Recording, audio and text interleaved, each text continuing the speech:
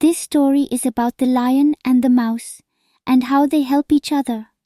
The words to the song and the story can be found below. I hope you enjoy this story.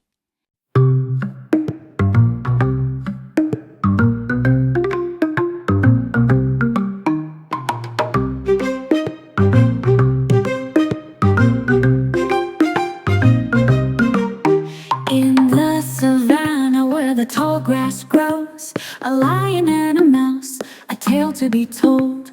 The lion so strong, the mouse so small, yet together they stood, answering nature's call.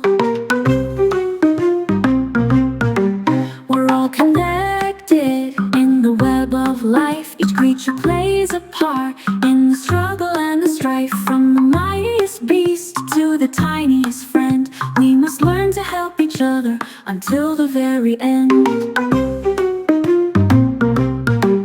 The lion trapped and helpless in the hunter's snare, the mouse so brave came rushing there. With tiny teeth he gnawed through the rope, proving that even the smallest can bring hope. We're all connected in the web of life. Each creature plays a part in the struggle and the strife. From the mightiest beast to the tiniest friend, we must learn to help each other until the very end.